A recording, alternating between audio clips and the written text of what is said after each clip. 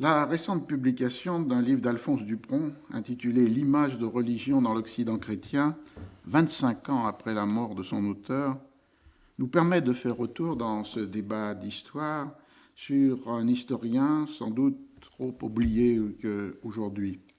Dans les temps qui sont les nôtres, il n'est pas toujours aisé de survivre à sa mort, même par son œuvre. Celle d'Alphonse Dupron, pourtant, mériterait d'assurer cette survie, et le livre publié par Gallimard dans la collection Bibliothèque illustrée des histoires devrait y contribuer. Alphonse Dupron fut professeur à la Sorbonne, puis le premier président de l'université Paris IV. Il fut un historien secret, complexe, réticent non pas à écrire, mais à publier ce qui ne lui paraissait pas achevé. Son œuvre majeure, monumentale, une imposante thèse de doctorat à l'ancienne, consacrée au mythe de croisade en 7 volumes et plus de 2000 pages, fut soutenue en 1956 et elle a été publiée chez Gallimard en 4 volumes en 1997, 40 ans plus tard.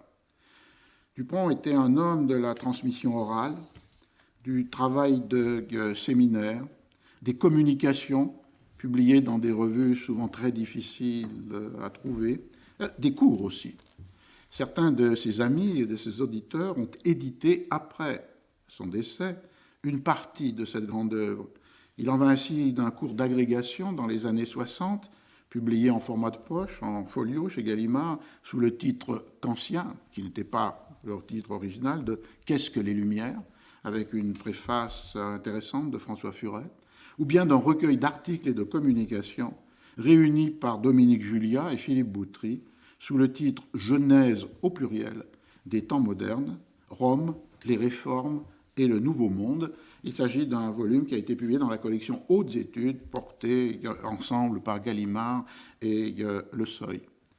3 ans avant sa mort, Alphonse Dupron avait accepté la suggestion que lui avaient faite Mona Ozouf et Pierre Nora de rassembler un certain nombre d'autres études que celles qui seront publiées postérieurement, dans un livre intitulé Du Sacré, un livre paru chez Gallimard en 1987. Alphonse Dupron y avait ajouté un texte immense de plus de 200 pages intitulé Itinéraire, qui était, comme il l'écrivait, le profil d'un cheminement personnel de recherche. Et il y présentait les différents thèmes successifs ou simultanés de ses intérêts. La croisade, le pèlerinage, l'image, en particulier l'image de religion. Dans cet immense texte, il explicitait son approche des fonctions des images chrétiennes, qui sont représentations et symboles, mais qui sont aussi chargées de puissance sacrale, et il y proposait un premier inventaire des thèmes majeurs ou mineurs, pérennes ou de courte durée, du grand imagier occidental chrétien, comme il écrit. L'ouvrage paru aujourd'hui devait donner, dans son esprit, une forme plus achevée à cette majestueuse enquête et surtout devait être accompagné par le déploiement de la présence des images elles-mêmes, du moins un grand nombre de celles qu'il analyse dans son texte. Dans Du Sacré, le livre publié en 1987, ce long discours sur l'image n'était accompagné d'aucune image. Dans le livre aujourd'hui publié, le lecteur en rencontre 72, fidèlement, adéquatement reproduites et souvent précisément commentées par Alphonse Dupron. Dans ce débat d'histoire, qui, vous le comprenez, se situe en concordance, en continuité avec le précédent que nous avions consacré à la tradition iconographique du Bon Larran et plus généralement aux représentations du calvaire étudiées par Christiane Clapiche-Dubert, dans ce débat d'histoire d'aujourd'hui, c'est avec 2 historiens des images, images médiévales, images modernes, Patrick Boucheron et Pierre-Antoine Fabre, que je voudrais retrouver les intuitions souvent fulgurantes d'Alphonse Dupron, sa manière de comprendre et faire comprendre les images, et en faisant cela pénétrer dans les raisons qui ont fait du christianisme, en dépit des interdits vétérotestamentaires, une religion dans laquelle les images sont proliférantes, omniprésentes, indispensables. Alors on peut peut-être commencer, Pierre-Antoine Fabre, Patrick Boucheron, avec 2 choses. D'abord, comment vous avez reçu ce livre, dont Mona Ozouf dit dans sa magnifique, très belle préface que c'est un livre miraculé, et d'autre part, comment ce livre que vous avez lu s'inscrit dans un rapport que vous avez pu avoir, non pas avec Alphonse Dupron, le rapport, je rappelle, décédé en 1990, mais avec son œuvre, ses livres, son travail. Pierre-Antoine Fabre. Bien, je l'ai reçu d'abord pour préciser ce point, d'une certaine manière, dans la suite immédiate décalée du recueil du sacré auquel vous avez fait référence, puisqu'en réalité, le livre qu'on nous présente maintenant a été amorcé immédiatement après la publication de ce long texte itinéraire en 87, puisqu'il a été écrit entre 87 et la mort d'Alphonse Dupron en 90. Donc c'était d'une certaine façon renoué avec l'inspiration du livre du sacré, et en particulier, je pense qu'on y reviendra, renouer avec toute une série de traversées souterraines qui marquaient ce livre du sacré, et en particulier l'inspiration jungienne à laquelle je pense que nous reviendrons. Et puis plus généralement, c'est un livre qui, comme ça avait été le cas du sacré, comme ce sera le cas aussi d'ailleurs dans l'autre volume auquel vous avez fait allusion, Jeunesse des temps modernes, dans lequel il y a un très, très important article d'Alphonse Dupron sur le Guerchin, auquel j'espère qu'on aura le temps de faire brièvement référence tout à l'heure, et qui est un livre qui, comme les autres, pose le problème de ce qu'est l'image dans le travail d'un historien qui n'est pas un historien des images en tant qu'historien de l'art. Et je crois que pour nous qui tentons de travailler avec l'image dans des perspectives qui ne sont pas celles de l'histoire de l'art dans son acception disciplinaire stricte, la réflexion d'Alphonse Dupron est de toute manière et définitivement une réflexion provocante. Patrick Boucheron. Oui, pour les raisons effectivement que vous venez de dire. Comment faire une histoire qui a affaire avec l'art, mais qui ne soit pas une histoire de l'art. D'ailleurs, dans le titre même de titre problème, qui fait problème, qui est déjà en soi, qui nous attire, qui nous appelle, l'image de religion. Ce n'est pas si simple que ça comme appellation.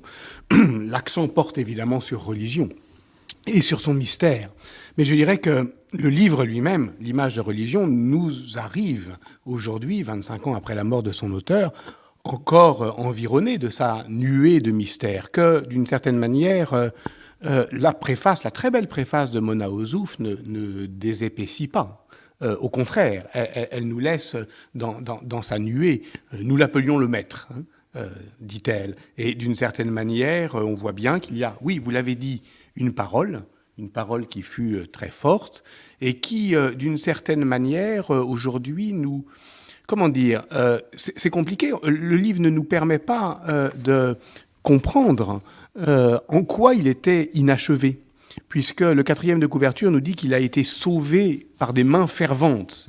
Ce n'est pas rien non plus comme expression. Mais sauvé de quoi? Parce que à le lire aujourd'hui, quelques aspects, quelques paragraphes ou quelques pages manquent apparemment.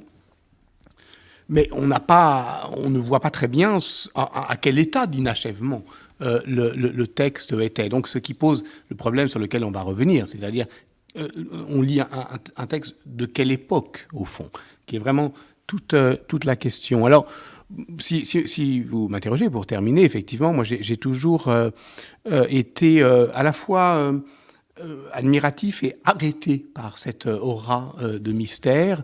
Et ce manque, c'est aussi le manque de la langue même. Je crois que les gens sont soit fascinés, soit exaspérés par la langue de Dupron. Et on voit bien, à le lire aujourd'hui, et comme on sait qu'on lit un manuscrit inachevé, c'est difficile à expliquer, mais parfois on a presque le sentiment qu'un mot manque. Et donc, ça arrête la lecture et ça la rend à la fois intense et fiévreuse. Et je pense qu'au fond, toute l'aura, tout le mystère autour de Dupron il réside dans cette puissance que sa prose aussi a inquiété et intimidé. Oui, ce mystère a été construit non pas nécessairement par lui, mais a accompagné sa trajectoire. Et il portait, comme vous venez de le rappeler, sur une langue travaillée, étrange, parfois pour ceux qui n'y sont pas arrêtés, mais en portée fulgurante. Il se référait à cette thèse mythique de 7 volumes de 1956 et qui a été exhumée là, comme je le rappelais, 40 ans plus tard. Il se référait aussi au fait que pour Dupron, l'essentiel, et ça Mona Ozouf et Dominique Julia dans différentes contributions l'ont bien montré, que l'essentiel se jouait dans la parole transmise dans le séminaire. Et du coup, avant la mort de Dupron, il y avait ce livre du sacré à la toute fin de sa vie, et seulement 2 autres livres, mais l'un très important, puisqu'il s'agissait dans la collection L'évolution de l'humanité, chez Albin Michel, d'un livre qu'il avait fait avec son maître, c'est-à-dire Alfandéry, et qui avait pour titre La chrétienté et l'idée de croisade. Premier volume 1954, deuxième volume 1959. Pour l'essentiel, son œuvre est postérieure à son décès. Et pourquoi aussi ce mystère? Sans doute cela tenait au fait que cette langue dont vous parlez, Patrick Boucheron, renvoyait à une manière de penser qui n'était peut-être pas la plus commune dans ces années. Je crois que Mona Ozouf la résume parfaitement dans cette page de la préface. Avant la publication du Sacré, où Alphonse Dupron a caractérisé son œuvre comme une recherche du mythe, de l'absurde et du sens, nous avions compris son ambition, réintégrer dans l'analyse historique les fonds irrationnels, tout ce qui, pulsion surgit des profondeurs, état paroxystique, grouille sous la vie consciente et donne à l'événement, si méprisé dans la tripartition brodélienne du temps, sa place intempestive et incongrue. Pour autant, il n'était pas question d'humilier la raison, seulement de lui dicter ses limites. Une historiographie positiviste de la croisade, c'est en énumérer les motifs rationnels, mais laisse en dehors d'elle l'essentiel, la déprise de soi, la fascination pour le tout autre. Si bien que le sommeil de la raison peut, en effet, engendrer des monstres, mais son arrogance peut aussi engendrer aveuglement et incompréhension. Alors on a là le vocabulaire du travail de Dupron, vocabulaire qui est déplacé mais resitué toujours dans la même perspective, un imaginaire commun, une psyché collective, le mot profondeur qui est un mot qui revient. Pierre-Antoine Fabre je crois comprendre qu'à la première lecture que vous avez faite de ces livres, cela peut vous désorienter, voire vous heurter. Ce vocabulaire-là n'était pas ni dans le domaine de l'histoire religieuse, de la pratique religieuse, de la sociologie religieuse, très commun. Et à quoi fait-il référence pour vous? Vous avez évoqué le mot de Jung, mais quelles sont les conditions de cette rencontre avec l'œuvre particulière dans le champ de la psychanalyse de Jung? Alors peut-être qu'on pourrait approcher cette question en deux temps, parce que ce qui est important peut-être à voir dès maintenant, et aussi là peut-être pour prévenir ce que peut être l'agacement du lecteur dans l'image de religion, ce qui était aussi d'ailleurs une cause d'agacement possible dans du sacré, c'est l'illustration du livre extrêmement aléatoire, qui parfois véritablement gêne, puisque certaines images sont illustrées, d'autres non, sans que l'on en comprenne très bien les motifs. Et je pense qu'il faut dépasser cet agacement, puisque c'est un livre qui convoque, et je viens à ce vocabulaire que vous évoquez, qui convoque véritablement une foule d'images. Et les termes abondent dans ce sens-là, une foule, une profusion, une masse, une infinité d'images qui d'ailleurs rendent le pari absolument impossible, puisque c'est une impossible sérialité. C'est une espèce d'inventaire de l'innombrable qui est un paradoxe dans les mots, qui est un paradoxe qui résulte d'ailleurs dans un terme très étrange et qu'on trouve dans l'image de religion, qu'on trouvait déjà dans du sacré, et qui est un terme pas tout à fait indifférent dans la tradition chrétienne, qui est le fait que Dupron dit qu'il ne fera qu'égrener des images. Il me semble que cet égrainement d'images serait à méditer du point de vue de l'image de religion, justement, mais qu'il faut aussi prendre la mesure de cet impossible rassemblement, de ce peuple d'images, qui est d'une certaine manière une enquête définitivement impossible, en ce sens que Dupron il convoque non seulement les images qui survivent, mais le peuple immense des images disparues aussi. Mais je crois que c'est précisément ce peuple d'images qui nous fait entrer dans ce vocabulaire de la profondeur, puisque la manière dont ces images sont considérées comme un peuple a une résonance immédiate dans l'œuvre de Dupron, et dans celle-là en particulier, dans le fait que ce sont aussi des images pour un peuple, des images pour une foule, des images pour une psyché collective, et que véritablement cette foule d'images va à la rencontre, d'une foule qui est absolument prise par le besoin de voir Dieu. Je ne sais pas si vous avez été comme moi sensible à l'insistance de ce mot, ce besoin. Ça n'est pas du tout le désir de voir Dieu qu'évoque par exemple Émile Poula dans la thèse que vient de publier François Trémolière. C'est tout à fait autre chose. C'est ce besoin de voir Dieu qui est un besoin panique. Et de ce point de vue-là, l'iconologie de Dupron est une iconologie panique, absolument à la mesure des pèlerinages de Dupron comme forme panique. Et d'ailleurs, on a pu renvoyer cette conceptualisation, et là vous avez cité un mot-clé difficile de définir, mais faut-il le stabiliser, du panique qui s'oppose à la fois à la raison, à l'institution, à l'ordre, à la conscience. Dans des années passées par Alphonse Dupron, sorti de l'école française de Rome comme élève, et les premières rencontres avec une iconographie chrétienne dans la ville, en Roumanie, entre 1932 et 1941, et où il a rencontré Mircea Eliade, et qui peut-être sont là le creuset de cette lecture de Jung, et cette volonté d'aller vers des archétypes de civilisation, ou du moins de culture, à partir de l'analyse d'objets particuliers, de singularité, de lieux. Et c'est tout le paradoxe que vous avez souligné, qui peut être considéré comme magnifique ou très risqué, c'est-à-dire d'arriver à retrouver ce socle des profondeurs d'une âme collective à partir d'une analyse qui se voudrait et qui est souvent détaillée, minutieuse, d'images singulières. Mais ces images singulières étant innombrables,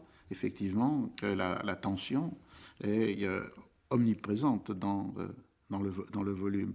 Mais on peut peut-être partir, pour entrer dans ce volume, de justement cette notion de l'innombrable. Alors, elle faisait un défi méthodologique, puisque Alphonse Dupron a souvent plaidé pour une histoire des totalités, une histoire des séries, une histoire du compact, du continu, et qui permettait éventuellement des comptages, des statistiques, que lui-même ne menait pas, mais qu'il pouvait encourager, comme dans un volume, une enquête menée par François Furet, Livre et Société dans la France du XVIIIe siècle, mais qui finalement, par l'idée même de cet innombrable, trouvait son point limite ou son aporie. Alors cet innombrable, il renvoie tout de même à cette première tension, qui est que dans l'Occident chrétien, il y a ce besoin d'image, cette nécessité d'image dans l'expérience chrétienne. Quelque part, Dupron écrit « L'Occident sait mal prier sans image »,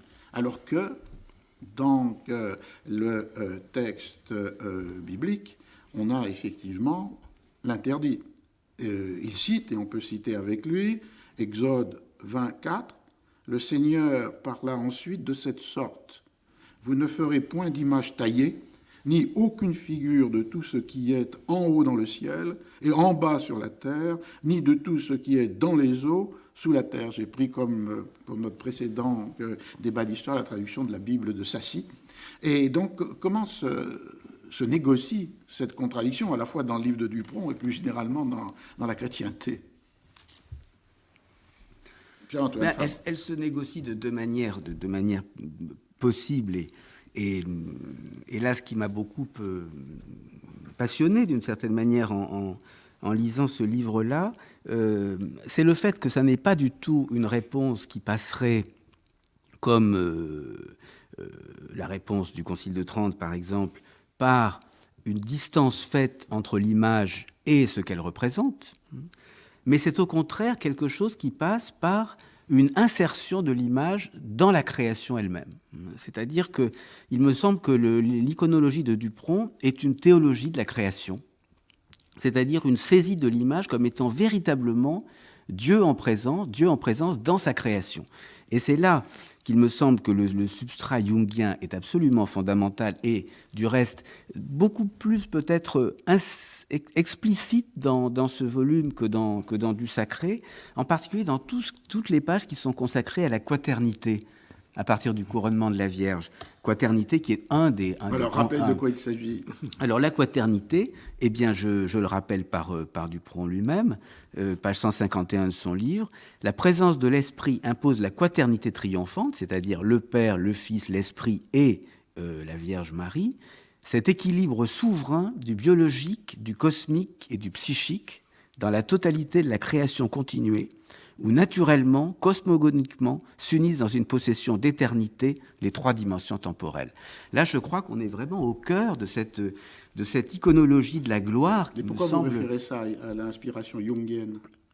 Parce que le concept de quaternité est lui-même un des concepts fondateurs de Jung, et certainement l'un des concepts par lesquels, probablement par la médiation de Mircea Eliade, Dupron a été le plus en relation et en contact dans cette époque roumaine que vous évoquez. Peut-être faut-il préciser que chez Jung, mais enfin là vraiment je ne suis pas du tout spécialiste de ça, la quaternité c'est 3 plus 1.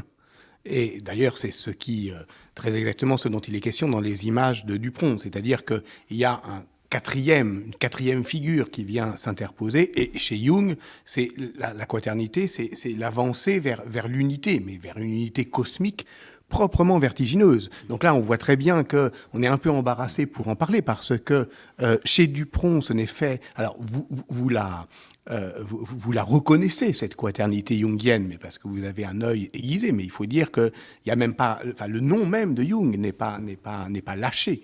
Et s'il l'était... évidemment, il nous entraînerait dans une très très loin de l'histoire. C'est ça qu'il faut peut-être suggérer simplement à nos auditeurs. C'est qu'on est là dans une philosophie proprement mystique de la création.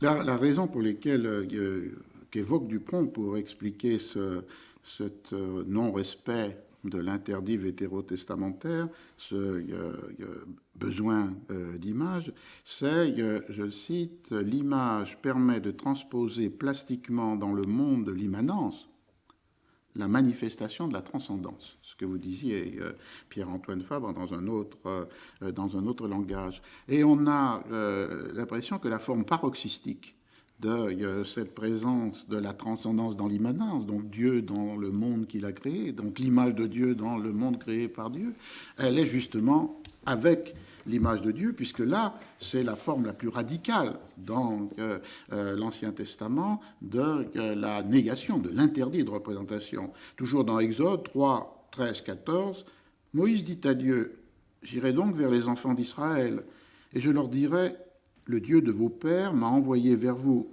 Mais s'ils me disent, quel est son nom? Que leur répondrai-je? Dieu dit à Moïse, je suis celui qui est. Voici, ajouta-t-il, ce que vous devez dire aux enfants d'Israël. Et un peu plus loin, toujours dans Exodus 23, 20, Dieu dit encore, vous ne pourrez voir mon visage, car nul homme ne me verra sans mourir. Et dans le Deutéronome, on trouverait la réplique de cela. Et en même temps, il y a dans la tradition chrétienne cette présence de Dieu dans l'imagerie. Dupron commente ainsi, « À 2 reprises dans le Deutéronome, Moïse redira l'abomination de Yahvé pour toute image élaborée de main d'homme, comme si tout façonnement par l'homme de forme du monde créé était de soi sacrilège. De cette religion sans image, le génie chrétien devait se découvrir étranger. Mais si le besoin de représenter lui est en quelque sorte nourriture, il lui faudra du temps pour s'emparer de l'image de Dieu et audacieusement s'y reconnaître lui-même. » Et peut-être ces pages-là sont parmi les plus fascinantes ou les plus intéressantes du livre, c'est-à-dire ce temps qu'il lui faut. Qu'est-ce qu'on peut, comment vous les avez lus et comment on peut les commenter, ces pages? C'est-à-dire qu'il suit des déplacements, évidemment, qui peuvent être des chevauchements de l'iconographie, mais qui montrent tout de même qu'on lève cet interdit, mais ce n'est pas si facile de le faire. Bien, toi, ou non? La question est délicate, donc oui. Patrick Boucheron, comment commencer? En tout cas, oui, je vais rapidement commencer. C'est aussi c'est le dernier chapitre et c'est peut-être le plus profond de mon point de vue, le plus riche d'histoire également. On perçoit ce qu'on ne perçoit pas toujours, sinon une bibliographie du moins des influences. En tout cas, il y en a une là qui est dite, c'est celle de Bob Slug, qui a quand même écrit sur François Bob Slug sur les visages de Dieu. Lorsque l'interdit réapparaît Lorsqu'il au XVIIIe siècle. Voilà. Et avec cette idée que, d'une certaine manière, l'histoire va amener une figuration de celui qui est par, justement, l'existence humaine. Et je me permets aussi de citer, c'est presque la dernière phrase, enfin, en tout cas, du dernier chapitre. C'est aussi un choix culturel fondamental d'avoir eu besoin organique, vous voyez, j'ai du mal à lire parce qu'il y a cette langue, d'avoir eu besoin organique de très longs siècles durant, quasiment jusqu'aux confins d'aujourd'hui, de donner une figure à l'être, soit une impuissance avouée à vivre l'être sans figure, une impuissance avouée. Et il me semble, peut-être que ça rejoint aussi la question du voyage en Roumanie, en tout cas c'est une des hypothèses d'un historien de Dupron qui est Silvio Herman De Franceschi dans un livre récent qui s'appelle Les intermittences du temps, qui insiste là-dessus, et qui insiste sur l'idée qu'au fond, dès que Dupron parle de l'Occident, d'une manière un peu majestueuse qu'il a encore, peut nous irriter, c'est parce qu'il a toujours implicitement une comparaison, lui, l'historien des croisades, avec l'Orient. C'est-à-dire avec, justement, à partir d'un même socle, c'est-à-dire de l'iconoclasme latent du christianisme, comment, au fond, on va différemment réagir à la prolifération du sacré, panique, dit-il, et comment, plus aisément en Orient, on réussira à les contenir dans l'icône. Et donc c'est cette question, au fond, de l'image qui se laisse toujours déborder, pense-t-il, qui, à mon avis, porte en elle implicitement une comparaison entre l'Orient et l'Occident. Oui, ce que dit Patrick Boucheron là est tout à fait essentiel, puisque Dupron, en réalité, dans ce livre, fait un coup de force tout à fait spectaculaire. Vous évoquiez, Roger Chartier, au début de l'émission, la notion de prototype, la notion de prototype comme modèle de l'image. Et alors, s'il y a une chose qui distingue l'Orient de l'Occident, c'est précisément le fait que dans l'Orient, dans l'Antiquité chrétienne de Byzance, la relation de l'hypostase et du prototype est une relation étroitement intense, le prototype étant le modèle de l'image artificielle et l'hypostase étant le développement naturel de Dieu dans ses différentes composantes, le Père, le Fils, l'Esprit. Et l'événement fondamental du Concile de Trente, c'est la rupture du lien entre l'hypostase et le prototype. Il ne reste plus que le prototype comme modèle de l'image artificielle, séparé de l'hypostase comme dynamique de la Trinité. Or, que fait Dupron, et c'est la première fois de ma vie que je lis ça, dans ce livre, eh bien, il définit les images dont il traite comme des hypostases. En particulier cette phrase, je me permets d'y insister puisqu'elle pourrait apparaître au fond fugace pour un lecteur, mais Dupron écrit « Ces hypostases humaines de la personne du Dieu Père, in figura, découvrent dans leur diversité une poignante et inlassable recherche du Dieu ». Donc nous avons ici la considération par Dupron de l'image matérielle, de l'image physique, de l'image charnelle comme relevant de l'hypostase. C'est-à-dire qu'il intègre complètement l'image matérielle dans une dynamique divine. D'où le fait que j'ai indiqué tout à l'heure que nous avions affaire à une théologie de la gloire, c'est-à-dire à une image qui est inscrite dans la gloire de Dieu à travers sa création. Il y a peut-être deux discussions qu'ouvre votre remarque.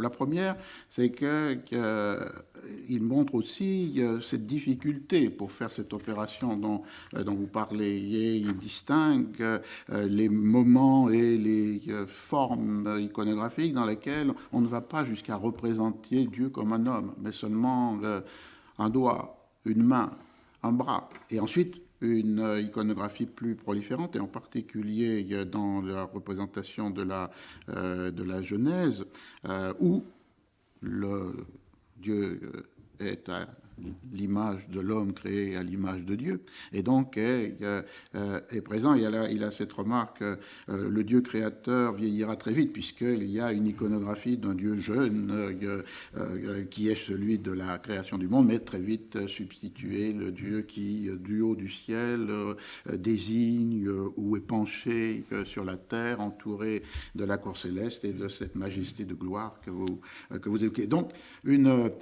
du temps nécessaire pour approprier ce mécanisme de faire qu'il y a confusion entre le prototype, entendons par là ce qui est représenté, ça peut être des saints, ça peut être la Vierge, et d'autre part l'image qui est investie d'une puissance sacrale pour le représenter. Et la deuxième discussion qui est ouverte par ce que vous dites, c'était la référence qu'a fait Patrick Boucheron, et que j'ai commenté peut-être pas très exactement, puisque l'interdit de 1745 porte non pas sur la représentation de Dieu, mais porte sur la représentation de l'esprit.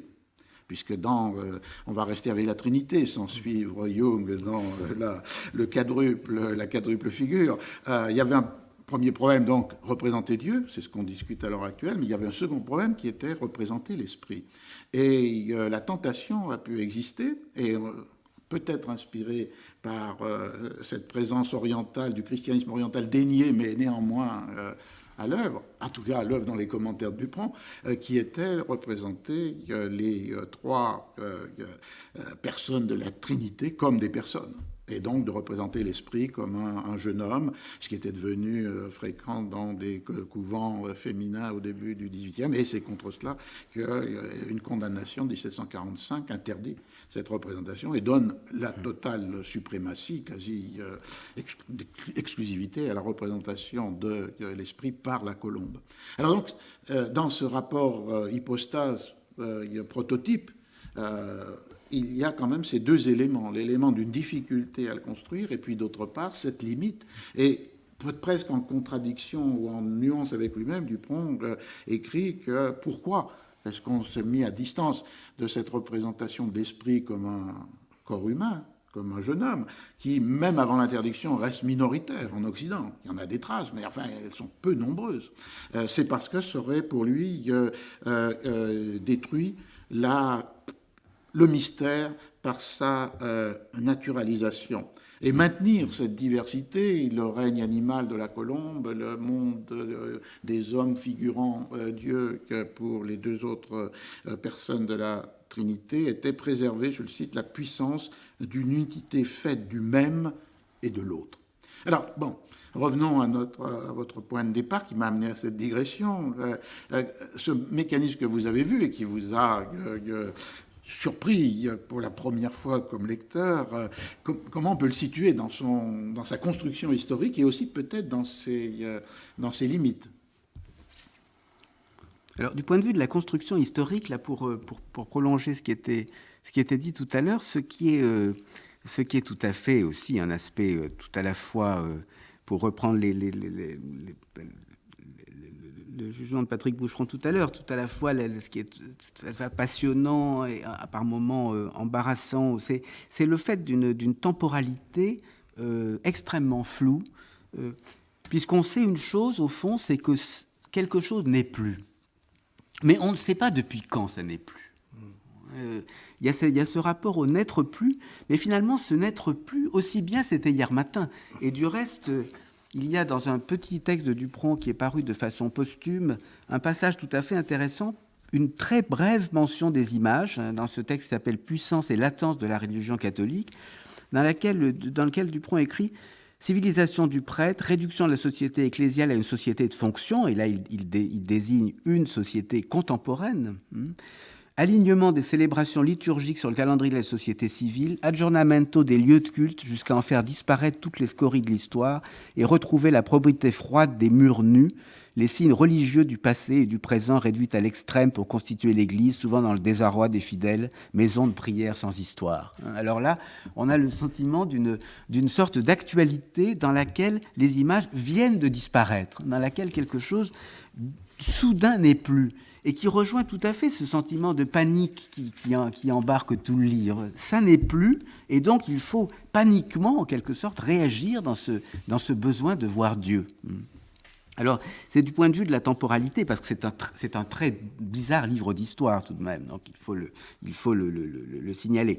Puis alors, pour revenir très brièvement à ce que vous disiez à l'instant, je pense que l'une des voies par lesquelles passe, me semble-t-il, cette théologie, ou cette théologie de l'image dans la création de Dieu, ou dans Dieu à travers sa création, mais dans sa création cosmique, biologique, comme l'indiquait le passage que je citais tout à l'heure, ce qui est au fond tout à fait saisissant, c'est la relative marginalité de la figure du Christ.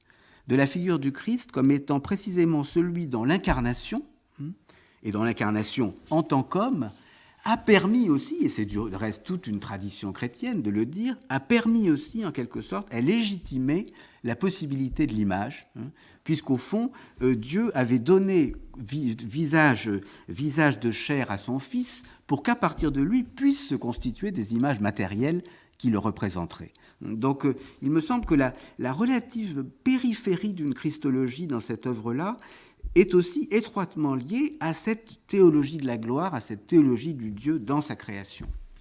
La citation que vous avez faite de ce petit livre de Dupont sur le contemporain me paraît nous introduire dans une réflexion sur la manière dont Dupont lisait ou pensait cet imagier. Et la question qui était posée là, c'était celle de ces différents moments dans lesquels se manifeste une tension entre une volonté de purification, d'acculturation, d'imposition d'une décence sur les images, qui peut se trouver dans cette allusion à ce qui se passe après Vatican II. Et d'ailleurs, c'était une difficulté qu'il avait rencontrée dans son enquête sur les pèlerinages, puisque certains des curés des paroisses auxquelles il avait écrit reprenaient cette position, considérant que c'était des dévotions marginales et suspectes, que certaines des images avaient été relayées hors des lieux de visibilité. Bon.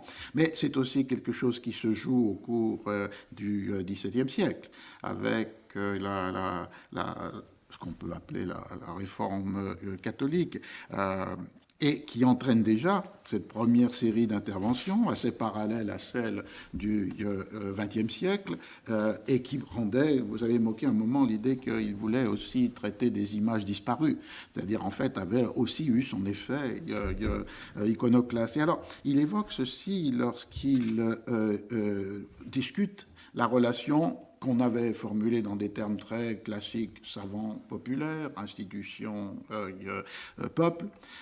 Et pour lui, les choses sont infiniment plus complexes. Et c'est à la fois sur l'objet croisade, mais plus encore sur l'objet pèlerinage, qu'il le montre. Il écrit « Autant dire que ces interventions ecclésiales, fût-ce de la plus haute autorité, procèdent en majeure partie de l'inquiétude de l'autre regard, celui des églises protestantes, ou de la suspicion à l'égard des aspects possiblement idolâtriques ou superstitieux de l'image, suspicion désormais ancrée dans la sensibilité tourmentée d'une élite orthodoxe, mais, entre guillemets, réformée. Il faut reconnaître aussi que nombre de ces interdits demeurèrent lettres mortes. Les vieux saints thérapeutes ont gardé, certains même jusqu'à aujourd'hui, leurs animaux consacrés. On ne saurait, au nom des valeurs d'une culture neuve, rompre d'autorité les codages pluriséculaires inscrits dans la mémoire collective des masses par la culture agro-monastique et ses légendaires si nourris de la certitude de l'unité de la création. Alors là, c'était donc une manière de penser pour les poser et en même temps les fissurer, les rapports entre savants et populaire, entre dogme et pratique, entre institutions et fidèles. Est-ce qu'on peut dire que c'est aussi une des raisons pour lesquelles, dans le livre, il s'appuie sur des travaux ou sur son propre regard pour des objets qui ne sont pas classiquement des objets de l'histoire de l'art? Il y a des allusions fréquentes parce qu'il avait là un matériau qui avait été travaillé à la même époque, par exemple par Gaby et Michel Vauvel, dans un livre sur les retables des âmes du purgatoire, ou pour différentes enquêtes sur les ex-voto, en Provence, par exemple, avec Cousin. Donc il s'appuie sur ces objets qui débordent Vous parliez au début de comment on peut faire de l'histoire de l'image lorsqu'on n'est pas historien de l'art. C'est une des manières. Mais comment est-ce qu'aujourd'hui résonne cette tension entre les volontés d'éradication de l'institution et puis ce qui lui résiste et que lui désigne assez volontiers, peut-être mystérieusement, comme avec le terme de panique? Oui, ça, effectivement, c'est un aspect important du livre, c'est l'extraordinaire diversité des types d'images, et le fait qu'en effet, cette sorte de peuple d'images passe aussi par la convocation d'images dites populaires, c'est-à-dire relevant soit de lieux, soit de fonctions, soit de catégories esthétiques qui n'entrent pas, je dirais, dans le patrimoine de l'histoire de l'art, hein. Mais je dirais que ce qui est peut-être encore plus intéressant chez Dupront, c'est le fait qu'il superpose en quelque sorte deux regards sur le même type d'image. Et de ce point de vue-là, je crois que cet article qu'il avait fait pour une exposition Guerchin à Bologne, qui a été republié dans ce volume Jeunesse des temps modernes, coordonné par Philippe Boutry et Dominique Julia, dont je regrette d'ailleurs, je le dis simplement au passage, qu'il ne soit pas cité dans ce livre, d'autant plus que c'est le même éditeur. Mais il se trouve que ce texte très passionnant était en particulier passionnant parce qu'on y découvre, me semble-t-il, un Dupront romain qui cache un Dupront byzantin, si on peut le dire comme ça, hein, ou un Dupront post-tridentin qui cache un Dupront pré-tridentin. En ce sens que l'article, très benoîtement, au fond, se place dans cette époque que vous dites, l'époque de la suspicion, de la crainte par rapport à l'idolâtrie, quand il écrit, c'est un de très belles formules, « Ce qui compte, c'est l'image, c'est la figure du saint. » Le saint dans son image suffit. C'est-à-dire qu'on est là dans une iconographie et dans une conception de l'image qui, au fond, a renoncé à la présence, en quelque sorte, autre que celle de l'image. On n'est pas dans l'image comme manifestation, comme hypostase de Dieu, on est dans l'image comme figure du saint. Et au fond, c'est cette présence de l'image-là qui suffit. Et puis, on passe une page, et alors on découvre tout à fait autre chose, parce que Dupront écrit, enseignant dans cette perspective, toujours dans ce langage très particulier que signalait mon voisin, le comportement du public pressé de l'exposition bolognaise. Il découvre deux niveaux de la rencontre. C'est là qu'on voit l'image populaire et l'image savante qui se télescopent. Il découvrait deux niveaux de la rencontre du saint dans cet imagier baroque. Cultiver ou informer s'arrêter, cherchant à interpréter, à correspondre, à atteindre. Les plus simples se contentaient d'avoir reconnu leur saint et confirmé dans cette lumière civile et publique, l'iraient sans doute retrouver dans le chiaroscuro de leur église avec une chaleur recrue, plus exigeante encore de ses vertus. Deux niveaux qui sont ceux de l'usage même de l'art religieux, niveau de la fixation aux rentes, qui n'est guère plus au temps moderne celui d'un art de la manifestation, de l'hypostase, de Dieu qui en tant que tel se manifeste dans sa création, y compris la création des images, et puis niveau tout anthropocentrique de l'image démontrante ou provocante. Rien d'étonnant, finit-il, que dans les remous de la foule d'aujourd'hui, alors là, on passe vraiment de la foule des images à la foule de ceux qui la regardent, le populaire participe d'une plus ancienne signifiance de l'art. Celui-ci, humblement jusqu'à ses perfections abouties, ne tendait qu'à l'image inductrice, moins d'exemplarité que de communication à l'au-delà. Alors vous voyez que tout d'un coup, on voit apparaître dans l'exposition Guerchin cette très ancienne tradition à l'image, hein, qui vient habiter en quelque sorte l'exposition du peintre baroque. Il y a une autre dimension dans l'approche qui est de penser, dans ce livre qui n'est pas construit avec des chronologies très rigoureuses, mais ce qui correspond sans doute au projet, puisqu'il s'agit à la fois de plaider l'idée que chaque image doit être située dans son lieu, dans son ordre, dans ses proximités. Il y a donc ce qui amène, au moins dans l'enquête, sinon dans le livre, à des descriptions extrêmement méticuleuses des emplacements, des hiérarchies d'emplacements, des accompagnements d'un thème central.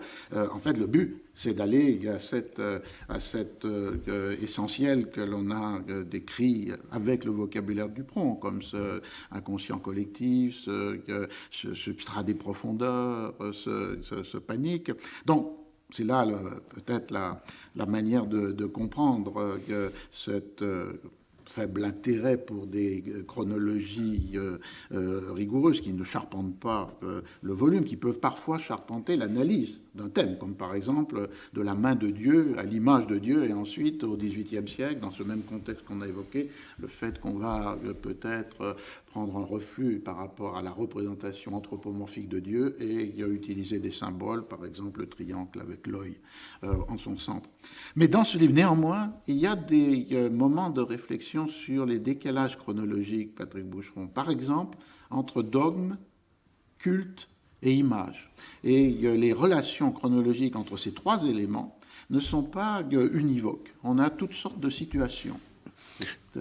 Oui, c'est ça qui est intéressant. Et d'une certaine manière, il faut aussi prévenir le lecteur éventuel du livre que d'une certaine manière, imagier est le terme qu'il emploie d'ailleurs, Dupron lui-même, pour qualifier son entreprise, et que livre d'images est de fait, avec cet arbitraire de l'illustration que vous évoquiez, ce qui caractériserait le mieux cet objet éditorial. Donc il est dans les images, apparemment, comme effectivement un visiteur à l'exposition Guerchin. Il y promène son regard, et d'une certaine manière, lorsqu'on parle de ces influences, effectivement, il y a celles qui nous semblent légitimes, mais il y a d'autres qu'il ne dit pas, enfin qu'il avoue d'ailleurs à un moment.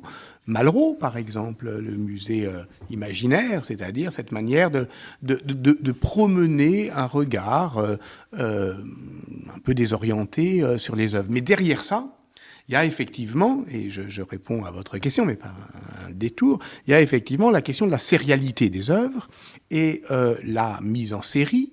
N'oublions pas que le premier chapitre, enfin la première partie de ce livre, c'est constituer un corpus.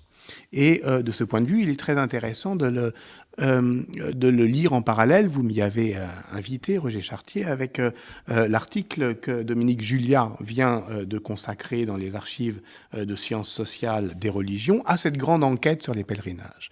Parce que d'une certaine manière, c'est une chose similaire dans le fait que cet inventaire de toute façon est interminable, donc ne se laissera pas emprisonner par un livre dans un cas comme dans l'autre, mais que c'est à partir de cet inventaire des pèlerinages, donc des foules en mouvement, qu'il rencontre les images.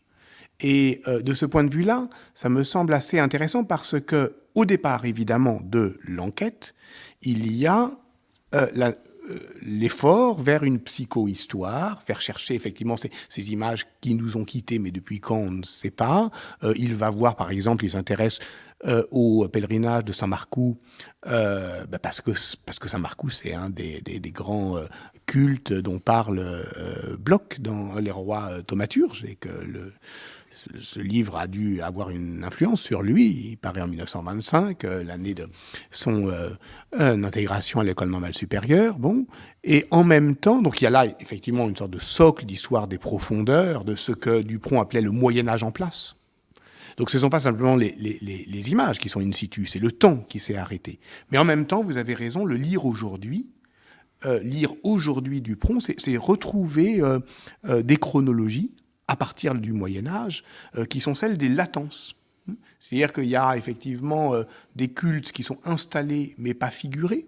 Alors, on l'évoquait tout à l'heure hors micro, mais le plus bel exemple, là encore, historiographiquement situé, c'est le purgatoire, puisque le purgatoire, au fond, est difficilement représentable. Et on pourrait d'ailleurs poursuivre l'enquête au-delà, comme Guillaume Cuchet l'a fait, jusqu'au XIXe siècle. Et on verrait bien, à partir justement de ces grandes enquêtes sur les retables, sur les âmes du purgatoire, Gaby et Michel Vauvel, etc., que l'histoire en série, l'histoire des répertoires, permet de saisir les intermittences du temps, c'est-à-dire le fait que, au fond, là, il y a une latence des images au sens où elles représentent difficilement ce qui est peut-être déjà un culte, le XIVe siècle, mais il y a d'autres exemples, avec la Vierge, par exemple, où les images seraient presque en avance d'un culte non seulement institué, mais réellement pratiqué. Et là, je pense que dans ce jeu-là, qui n'est absolument pas l'objet de Dupron, mais qui peut être une des manières aujourd'hui de le lire, il y a une ressource d'intelligibilité pour l'histoire. On peut juste citer un passage sur cette réflexion sur le purgatoire qui s'appuie sur le livre cité là, de Jacques Le Goff, évidemment, la formation du dogme, et ensuite l'apparition de l'image, et puis un culte qui se diffuse à distance de cette image, la difficulté dans l'analyse iconographique de suivre cette émergence du purgatoire, puisqu'il reste marqué des flammes et des feux de l'enfer d'une manière durable. Dupont écrit, c'est tout le destin historique de cette imagerie du purgatoire d'être d'enfer, tout en ne cessant de s'en déprendre. C'est aussi l'aveu de l'impuissance de l'imaginaire moderne à se donner une vision spécifique de ce troisième lieu d'au-delà. Est-ce qu'on ne rejoindrait pas là le thème du savant et du populaire que j'évoquais tout à l'heure? C'est-à-dire qu'il peut y avoir des dogmes qui, eux, peuvent être très clairs, très nets, très différenciés sur trois lieux. Et puis, pour atteindre cet mystérieux imaginaire collectif, à travers les images, de voir la difficulté de le traduire. Oui, je crois que de ce point de vue-là, Patrick Boucheron avait tout à fait raison d'insister sur ce mot de latence, qui est vraiment un mot, et d'ailleurs pas seulement pour ce qui concerne ce qu'on appellera maintenant l'iconologie de Dupont, mais son œuvre en général. Hein, cette notion de latence est vraiment importante parce qu'il me semble qu'elle opère vraiment dans deux dimensions. C'est-à-dire qu'il y a latence en ce sens, comme vous le dites, que quelque chose peut sommeiller dans les images qui donne toujours la possibilité de l'accès à quelque chose dont les dogmes tenteraient de barrer la route, par exemple, dans leurs évolutions, d'une part. Et en même temps, latence dans le sens où toutes les images sont des figures. Hein, du reste, c'est vraiment, le terme de figure est absolument central par rapport à celui de représentation, qui intervient très peu. Et les images sont des figures parce qu'elles sont toutes des présentations de Dieu en figure, hein, et elles sont des présentations de Dieu en figure parce que Dieu s'y donne, mais il s'y donne en figure en ce sens qu'il ne s'y donne que de manière latente, puisque seul dans le moment de son dévoilement ultime, à la fin des temps, à la fin des temps en général et à la fin de mon propre temps comme individu singulier, quand je serai face à face avec lui, comme dit saint Paul, seul à ce moment-là, il m'apparaîtra. Et donc, les figures sont aussi des anticipations de la gloire. Donc, on a cette latence qui est ce qui survit et ce qui anticipe. Et on a vraiment cette double dimension temporelle, ce qui fait que, d'une certaine manière, on est toujours au milieu d'un temps, où on est entre deux temps, le temps par rapport auquel s'organise une survie et le temps par rapport auquel se dessine une anticipation. Alors pour nous approcher, sinon de la fin des temps, mais au moins de cette émission, un point que vous avez introduit dans la discussion Pierre-Antoine Fabre, et que l'on retrouve dans un livre que vous avez publié il y a quelques mois, Décréter l'image avec un point d'interrogation, la 25e session du Concile de Trente. C'est un ouvrage publié aux Belles Lettres. Et c'est un ouvrage qui porte effectivement sur la discussion entre l'image comme représentation d'un modèle, le mot latin de prototype étant là employé, mais donc qui suppose un représentant, une distance, une adéquation. Et puis, d'autre part, cette discussion du Concile de Trente porte sur qu'est-ce qu'il advient si on perd cette relation et que l'on va investir la représentation de toute la sacralité du représenté. C'est un thème que Dupont ne discute pas de front dans ce livre. Et pourtant, me semble-t-il, c'est le thème le plus essentiel qui porte cette quête. Il l'aborde à la page 53 d'une certaine manière lorsqu'il réfléchit sur ce qui serait la différence entre l'image de religion et l'image tout court. L'image, j'ajoute tout court, n'est qu'image, c'est-à-dire reproduction d'une autre réalité. Toute la puissance de l'image de religion tient à sa force de dépasser le reproduire pour atteindre à l'incarner. Incarnation qui est tout ensemble élan de foi de Laurent et surtout certitude de l'approche à travers l'image d'une autre réalité, celle que l'image représente. L'image du mystère ou de quelque autre au-delà que ce soit, ou d'une scénographie de fin des temps, possède en effet cette double vertu d'être représentation et présence.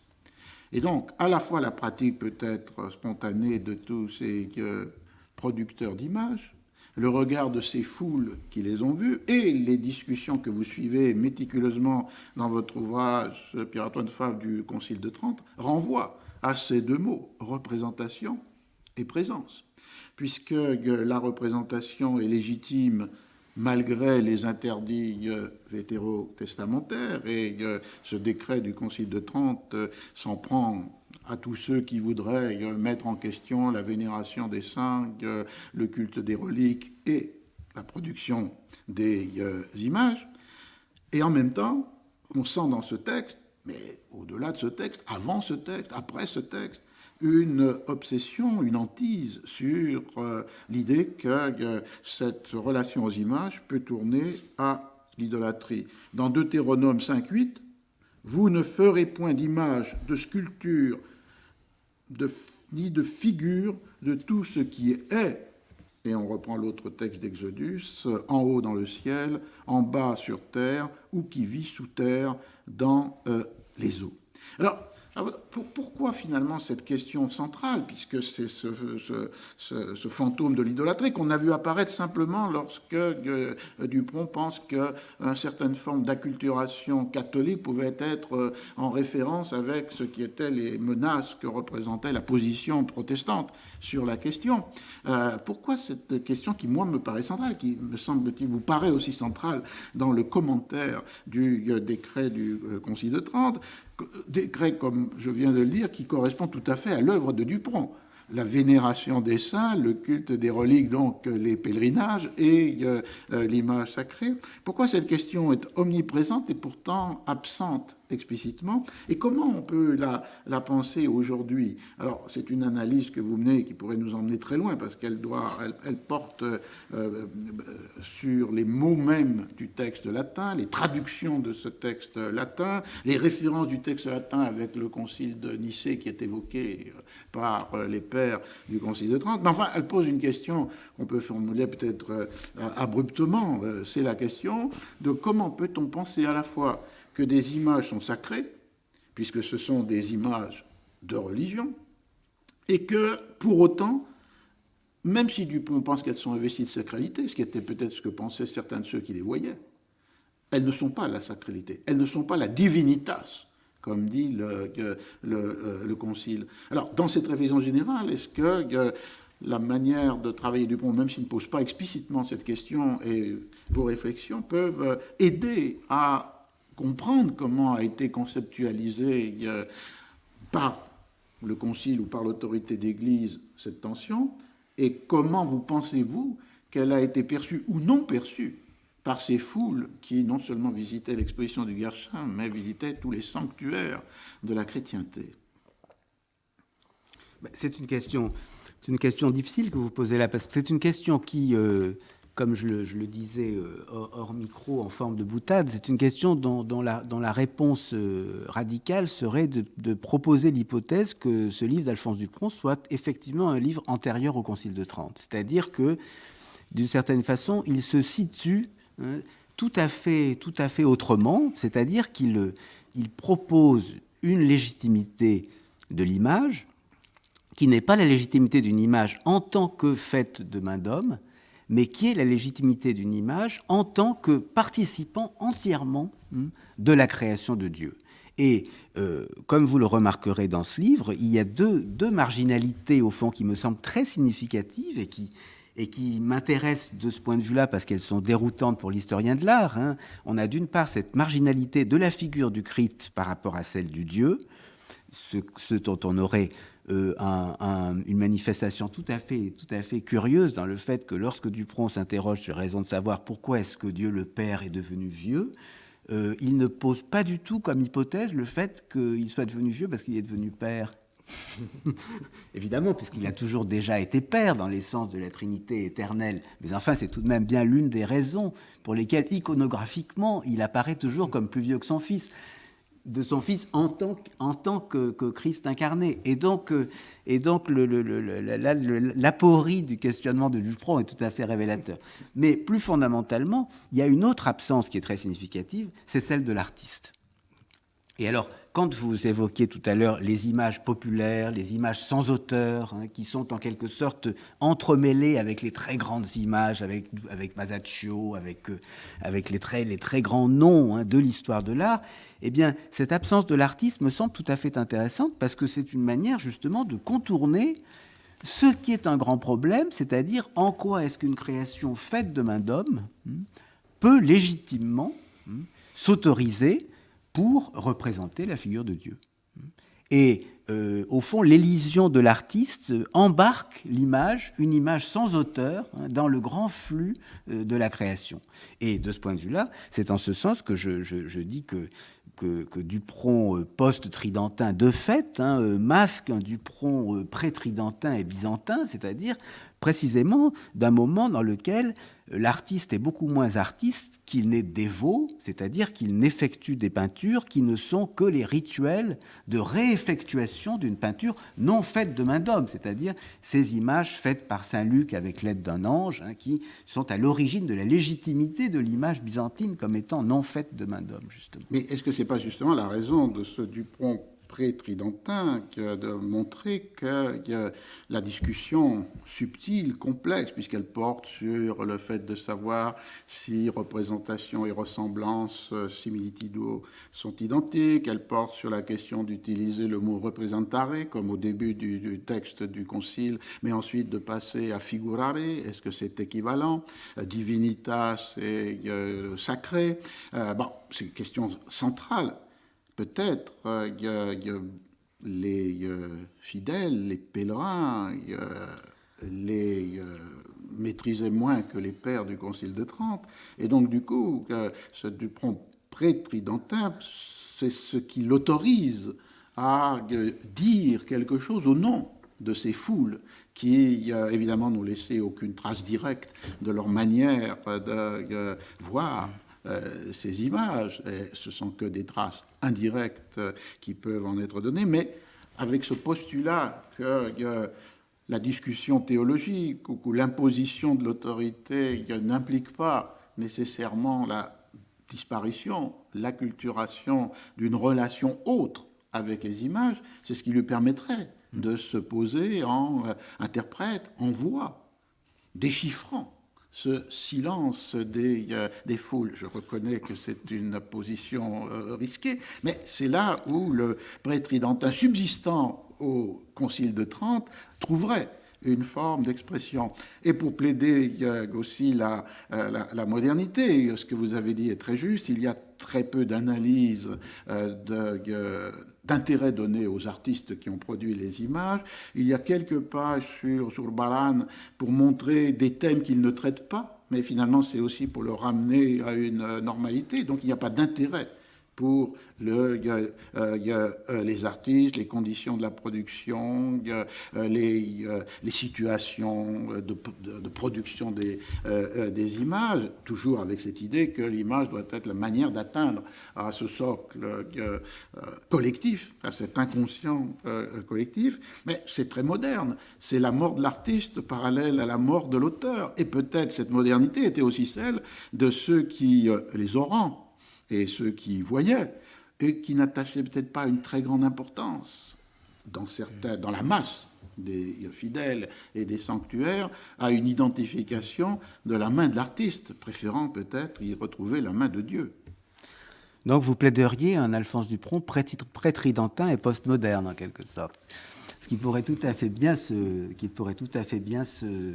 se concevoir, si l'on considère par rapport que l'histoire du christianisme installe une longue séquence entre le Concile de Trente et le Concile de Vatican II. On peut très bien considérer qu'en effet, Alphonse Dupron, y compris d'ailleurs dans son rapport très perplexe avec le Concile de Vatican II, justement, dont il a été aussi un des grands chroniqueurs, et tout à la fois prétridentin et postmoderne. Mais ce qui est certain aussi, c'est que le petit passage que je vous lisais tout à l'heure sur la fréquentation de l'exposition Guerchin, on voyait très bien comment, dans cette exposition, Dupron prétridentin était à la rencontre d'une foule elle-même prétridentine qui se dissimulait sous celle savante, éclairée, s'intéressant au Guerchin précisément comme grand artiste chrétien de la Réforme catholique. Donc je pense que vous avez tout à fait raison.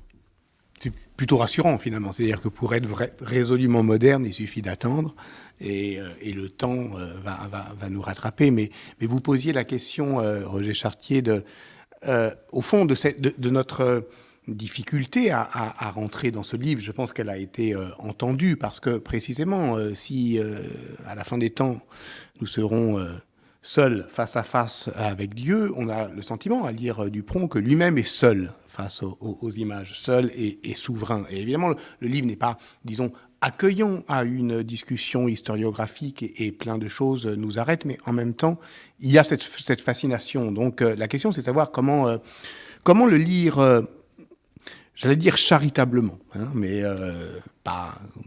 Jean-Paul Sartre prônait une lecture charitable, donc c'est pas suspect d'un christianisme pré- ou post-tridentin. C'est juste notre manière de lire. Nous lisons au présent, donc que le livre soit inachevé, et posthume, au fond, nous importe et ne nous importe pas, puisque le livre, il est entre nos mains aujourd'hui. Donc nous le lisons aujourd'hui. Alors il y a des choses qu'on ne trouvera pas, évidemment. Notamment toute la sociologie de l'art, qui était tout de même strictement contemporaine du travail de Dupron, mais ça ne l'intéresse pas. Mais en revanche, si on pratique cette lecture au présent, charitable, eh bien, on peut y trouver des encouragements. Par exemple, vous citiez, Roger Chartier, un passage sur justement ce qu'on appellerait aujourd'hui la performativité de l'image, page 53. Voici un autre passage, page 205, c'est au début du chapitre 14 sur la symbolique de la gloire divine. Rendre sensible la gloire divine, c'est entr'ouvrir les cieux et le faire de telle sorte que l'image envahisse le fidèle au point qu'il se sente transporté, non plus spectateur, mais acteur en la manifestation de gloire. Donc dès lors, évidemment, là, on ne peut pas sauver la sociologie de la production artistique, mais on peut, à partir de cette phrase, prendre appui sur elle et, au fond, convoquer la manière aujourd'hui de lire les images, de faire des séries, d'y trouver ce que Jérôme Bachet appelle l'inventivité et la sérialité, et de comprendre ce que c'est qu'un acte d'image. C'est-à-dire que là, il y a une invitation, je ne suis pas sûr que c'était, au fond, ce à quoi il pensait à ce moment-là, mais c'est ce à quoi le Dupron, organisateur de la grande enquête collective sur les pèlerinages, travaillait, une histoire des pratiques. Et une histoire des pratiques, non seulement des spectateurs ou des fidèles, mais de tous ceux qui, au fond, se laissent gagner par l'acte d'image. Et ça, d'une certaine manière, c'est une lecture possiblement moderne de cet anti-moderne. J'espère donc, pour conclure, que ces trois lectures de ce même livre que vous venez d'entendre, l'une qu'on pourrait qualifier, comme l'a fait le lecteur lui-même, de charitable et scientifique, une autre de théologique et spirituelle, et une troisième tout à fait prise par le panique collectif, vous donneront l'envie d'aller voir par vous-même.